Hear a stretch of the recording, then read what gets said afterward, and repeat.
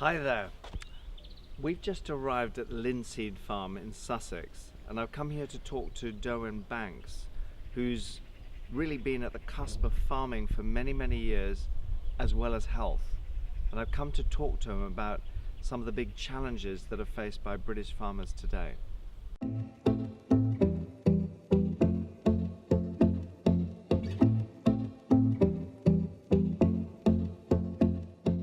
Durwin, hi. Hello, so Rob. nice to be on your farm. Great to see you here. After all these years we've been talking, and now finally you've arrived. Well, funny you say that. Because we've talked a lot before, we've come here to have a really important conversation with you. And it really is about farming and real food. There are people out there who have demonized meat. We have a climate change crisis, we've got an environmental crisis, a biodiversity crisis, but I don't want to make any judgments about your age, but you've been in farming for some time now. Thank you. And you will have seen a history of the demonization of certain fats like margarine, omega-6 fatty acids. You're involved as a linseed farmer. Where are we going? Can you perhaps say a few words initially before we go into detail about, is farming going to survive? And we've got Brexit to think about as well. We've got a whole lot of stuff, haven't we? Yeah, I guess really up until 20 years ago when I started working with Linseed, I really didn't know very much about all of these issues as well. And I think, like the medical profession and the farming profession, we were sucked into a chemical and industrial world. And we all thought, this is a good thing, it's dealing with our weeds, it's answering a lot of problems. And now, increasingly, farmers and doctors are thinking, hang on, we've actually gone down the wrong road. And they're talking about gut health and the biome of the gut. And there's a biome of the soil as well, and farmers are talking about that. So I certainly hope that real farming will continue. And if we decide that we're going to look after the soil properly, it can do. And that, I think, means going back a little bit and having smaller mixed farms that don't have such an impact. So obviously we've got to feed ourselves, and we can feed ourselves. We've got to stop throwing away food and probably stop eating too much, that kind of thing. And then get things back into balance. Yeah, okay. Well, look, it's a nice way of perhaps looking at the issue of balance. Coming back to fats and essential fatty acids, people become very fixated on carbohydrates, the one macronutrient category that we don't actually need. Yes. But they don't think so much about fats, and particularly the quality of fats and essential fats. And of course there's a big focus now on protein, because where are we going to get all our protein from? So coming back to fats, where does linseed, where does flaxseed, for many people, for many vegetarians and vegans, it's the go-to fat. Is that one of the reasons you are big on linseed and flaxseed? Well, it's not really, but that I came to learn a lot. All I knew when I started with linseed is that when you feed your animals or your livestock, there used to be linseed oil cake, which used to come to farms in slabs, which were about 1 foot wide and about 3 feet long, and every little farmer had a kibbling machine, broke them up and fed them to the cattle, and their coats shone. And I knew that, but that came to an end in the mid-50s practically, and I remember father having those slabs and breaking them up. And of course, when that stopped, and it stopped largely because we stopped having lino on the floor and went to vinyl. Lino was made with linseed, so there was huge quantities of it. And actually a lot came from America too, because almost every state had a linseed oil factory, and they exported the oil cake to Europe. So we had a tremendous amount of it. So it was a part of the ruminant diet. Although nowadays I think that our animals should be eating just grass, and there's a big group doing that as well. And the fact that we fed them cereals and soya, and that's been mentioned too, about the effect of importing soya and feeding it to animals on the rainforest in Brazil. So that there is a whole lot of issues going on there, but basically let's feed our animals grass and teach people that then they're having something with the right balance of fats in them. If you want to be vegan or vegetarian, that's fine, good ethical reasons for doing that, but don't put out misinformation. Yeah. So if you look at this division that's increasingly getting into the public's vocabulary about the difference between industrial farming and, if you like, more traditional methods of farming, do you think this is a real difference? I mean, is it a useful thing for the public to grab hold on? I want to have food that's not produced through industrial farming. What does that actually mean in terms of the quality of the foods that you consume and what the animals are fed? Yeah, I think it's terribly important, and it is a good way of trying to engage with people about it. If you can do that in a way that people kind of understand, you've got to have that little hook, haven't you? You've got to get that little hook in people to get them interested. And I say to people, oh, do you know your brain is 60% fat? And when you were called fathead at school, it wasn't an insult. You really want a fat head. And do you know how to feed your brain? And people haven't got a clue that they need to be maybe eating the right fats for them. But we do know that we've got a huge problem with mental health issues, like 25%. And there's so much of a problem that even Lloyds Bank had an advert on the television a while ago, and they said 25% of our staff have mental health problems, and also 25% of our customers.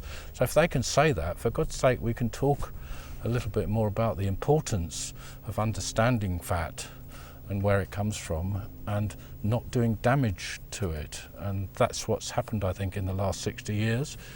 Everybody can ask their mother or grandmother how did they roast their potatoes or cook, and it was probably with lard or dripping, and people had dripping sandwiches. And we moved from that to cooking with oil, and that is when the start of our illness, increase in all sorts of illness, really happened. Yeah, but that was very processed, industrially processed oils. Yes. So we look at what governments are telling people they should, on average, consume less than 35% of all energy from fats, and it gives the impression that the lower the amount of fat that you consume, the better, because it doesn't say stop at 20%, it says less than 35.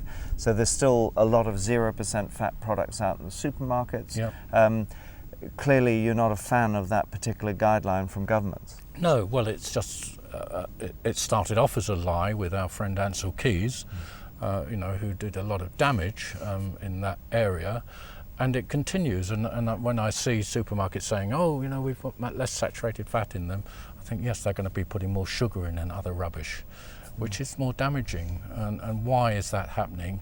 And it's obviously, I think, things like maybe the Food Standards Agency and government is too much in the pocket of the big food business in some way, and we need to actually jump out of there and think that we need to start going back, as I said, that little step to a more connected. Yeah, there is of course now an increased understanding of the effects of processing on foods, including fats. Yes. So there is, for example, the NOVA scale, which has a 4-point scale looking at unprocessed, minimally processed to ultra-processed foods. If people, even as a voluntary measure, but subsequently perhaps as a mandatory measure, the average person could begin to see the degree of processing that's been applied. Do you think that might help?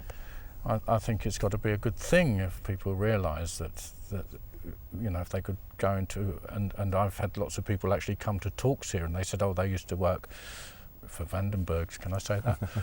or in a margarine factory, and they said, I wouldn't eat it. So, if people could see that happening, maybe they'd say, oh, well, I'm not going to eat it either. Yeah, well, I think looking at some of the big trends, looking at a company like Unilever that built its reputation with the Lever brothers on margarine, having now got rid of all their margarine interests, is perhaps a sign of the times. So just looking at essential fatty acids as a source of, or an essential source of foods for developing humans, for pregnant women, for older people, where do you think the solution is in terms of the farming community and the food products? Have we got everything we need in a supermarket, or should people buying less processed foods from the farm gate. Where are you at with that? Well, actually, that's a bit of a strange one, really, because lots of farmers' markets started, and of course farmers wanted then to sell their products into supermarkets. So actually quite a lot of farming products are in big stores, and farmers' markets are kind of dying a little bit, which is really not what we want to happen. But also the whole high street is dying, and it would be great if from the point of view of conservation and the plastic and all of those things, when you went to a shop and bought your vegetables, it came in a paper bag. Although I know that's not, sometimes paper is actually more destructive than plastic. So depending on the plastic, where it comes from. It's a difficult thing. But fatty acids, you've got to have the right balance. And mostly people haven't got any idea, they might have heard of omega-3, but they probably won't have heard of omega-6 and maybe not 9. But it's really important for us to know about those things, and especially for pregnant women. I think they often talk about baby brain. Have you heard them talking about that? And you say to them, well, do you know what that is? And they don't know. And I say, well, there's a cause.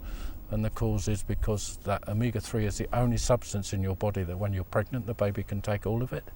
And it's hardwired into your blood system, so it's like taking from the brain, so your brain can shrink. And that's not good. So, and when I've told people that, they say, well, why aren't we told that? And I said, well, I don't know, but we need to keep spreading that message, because there are reasons for things happening. And that's what I think our role now is, to try and get to the bottom of it. We could start actually a completely new food system. There's so much allowed into food that shouldn't be there. And if we said, okay, well, let's take this opportunity today to say, right, farmers and doctors need to work together to work out what is good food for us, and then we produce that. And we could use also that as a measure to stop unwanted food being imported into the country, because we could reposition ourselves and say, we are going to be the headlight, or the leading country in the world who is going to deal with the food and health issue. And we want to follow that. Well, what some academics are obviously saying is that when you look at the climate change crisis and you look at the contribution of agriculture, and of course in terms of greenhouse gas emissions it's very variable, and of course one of the reasons that meat has been so demonized is that the figures have been drawn out of industrial farming systems where you're taking into account the animals that are fed on soy and maize, for example, that's being shipped from one side of the world to another. So I want to ask you, in terms of managing the metrics of looking at the impact of farming on climate change, do you believe that the farming community has the know-how to really know if it is contributing positively to the environment? I certainly think that the Pasture Fed Livestock Association is a group dedicated to feeding animals properly, are doing a tremendous amount of work in that area, and they're also looking at how you measure. Different laboratories might measure things in different ways. So sometimes you might be comparing some figures with other figures, and they're not measured in the same way to begin with. So there's a whole lot of things going on, and this group is actually trying to get to the bottom of what is the right way to measure things, and how much carbon cows are actually, or land can sequestrate if you have a grass-fed system. Absolutely. So there are more and more people who are suggesting that the traditional systems of farming that have been going now for 10,000 years or so are going to collapse in the next 20-30 years, and we need to make way for meat analogues, cell-based technologies, fermentation units, microalgae, and basically get rid of this kind of farming. What's your view? I don't know how you could possibly expect me to agree with that. But we have want you to comment on it. Oh, comment on it. it. Right, we've got the perfect machines already to convert the grass into meat that we need, so we don't have to bother with factories. Factories have already done us a lot of damage with processed food, so we don't want to go down that road again, surely.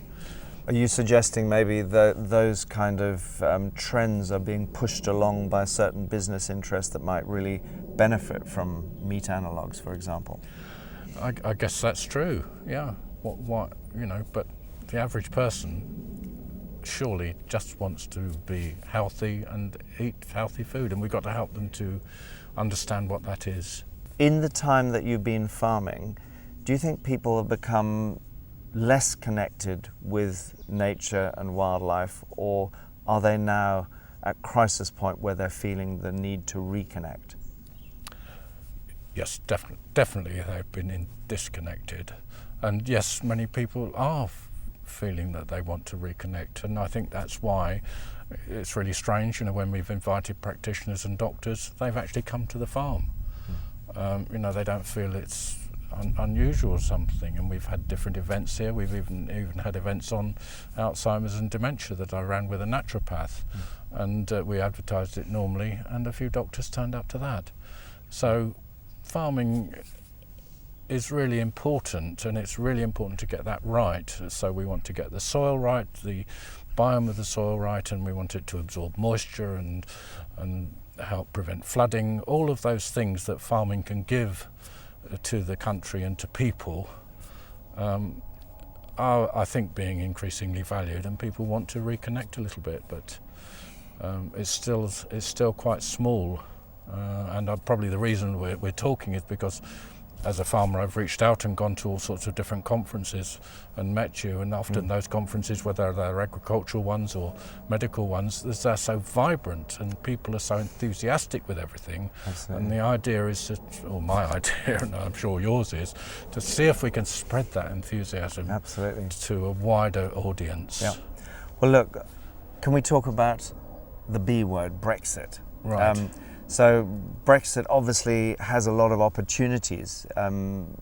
It has challenges as well. Can you just talk about the positive? What could actually happen in a good case scenario? At the moment, a huge amount of food is imported from the EU. The payments that come through from the EU end up in a very small proportion of landowners. Well, I think largely. that's certainly happened in the past. If my understanding is correct, something like 80% of the money that came from Europe went to 20% of the richest farmers, and that helped increase industrialisation and drove small farmers from the land. It increased the value of land and increased the rents. So many farmers who rented from big landowners might well be paying all of that money to the landowners in increased rent. Something like that went on. So you could say that Europe has caused more harm to the farming industry in this country and to people, because we've got worse food and more food-related illness than ever.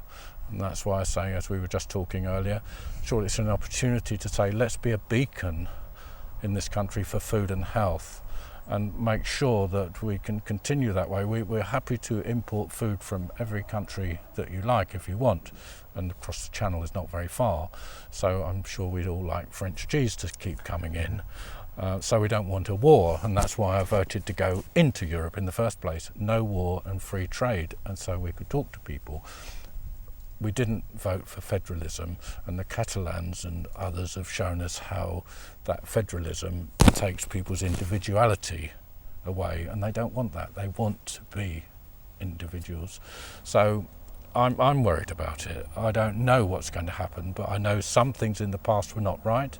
I think it's changing, and I don't think that everybody is happy with that change. And if we can get back, as I was saying earlier, get back to this balance, so people are talking to each other rather than fighting each other. Well, it's interesting. Maybe they're using food as a weapon. Yeah, I mean, I've been interviewed as an expert for the National Food Strategy, and you have for the Food Farming and Countryside Commission through the RSA. So our voices are being heard. And would you agree that there is a lot of interest at very high levels to see something really innovative and new developing in the field of British farming that actually could be good for not only for the people from a health point of view, but also for the environment. I think that's right. And there's a farming conference in Oxford. There are two of them now, and there's one called the Real Farming Conference, and that has now 1,000 delegates, and there's 300 in the corporate one. And all of those people are, as I said before, being enthusiastic and thinking about things in in a macro way, if you like. I've had a long involvement with the Soil Association. I used to be a technical advisor to them when I was at Imperial College, and obviously they are very much behind this notion of sustainable agroecological methods of farming. Some critics, particularly academics that don't spend a lot of time on farms, are suggesting that mixed farms, agroecological farms, are really not capable of delivering the productivity that is needed to feed the world's population in 30, 40 years. What's your view on that? Well, I think that's probably rubbish. I think we can feed ourselves. That's what I was hoping you were going to say, by the way. we throw so much food away, don't we? And we're eating a bit too much, I'm sure. So I think it's scaremongering to say we can't feed ourselves. Durwin, my own view is that what we have is incredibly different problems depending on which geography we're in. So if you come at it using a sort of global modelling perspective, and you look at places in the world where there is going to be massive population growth, projected population growth, like sub-Saharan Africa, clearly the solution there is very different for the solution in Europe. But actually, in Europe, for example, we don't see population growth. So what we need is more stable systems that we can make us more self-sufficient, and perhaps an agroecological approach at a much larger scale is feasible. Yes, I think so. Actually, when you think there's a huge amount of exporting of foods from some of those countries that are actually very poor, so they're exporting the resources that they need for their own communities, and maybe they're buying guns, I don't know what they're doing, but there's a huge amount of corruption in a lot of those places. So when we talk about those things, I think we've got to be quite careful, or at least start to understand that linked food is often used as a weapon in some ways, and that's what's happening. But there are lots of people going into Africa and helping, in a small way, women learning how to grow more things. Yeah. And also with medicines, Anamed, what medicines can be from plants. As the ISTAT report said back in 2008, with 400 scientists from 60 countries researching it over a 5-year period, is that actually agroecological methods are entirely applicable to sub-Saharan Africa, but you would need a different way of doing things. You would need to make sure that the major seed companies like Monsanto weren't selling people either GM or F1 varieties, and they were producing their own seed again. So grow what's appropriate to your area. Exactly. So agroecology is a pretty different approach to farming compared with, or to nutrition, human nutrition, compared with lab-grown meats. But you think it is? I'd rather do. Yeah. So you still think it is the future?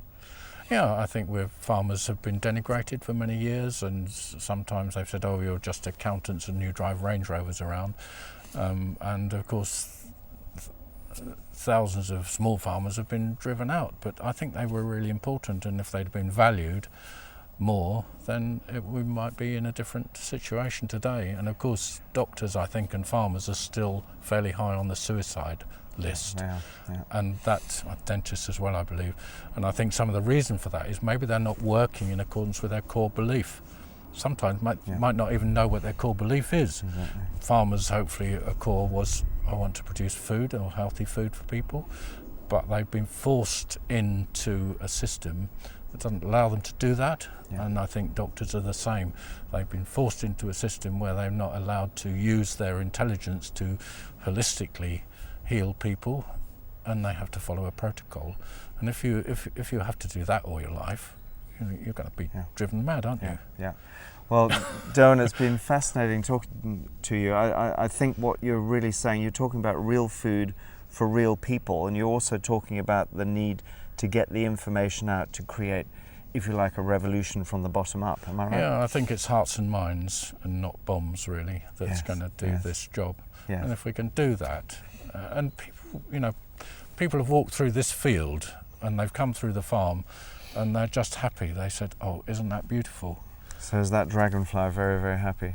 Yeah, so, I mean, this is not going to produce any food for humans, but it is going to produce a lot of food for birds and insects over the winter. Yeah. Which is going to be great. This is biodiversity in action. I've been talking to Durwin Banks in Sussex at the Linseed farm. Thank you very much for listening.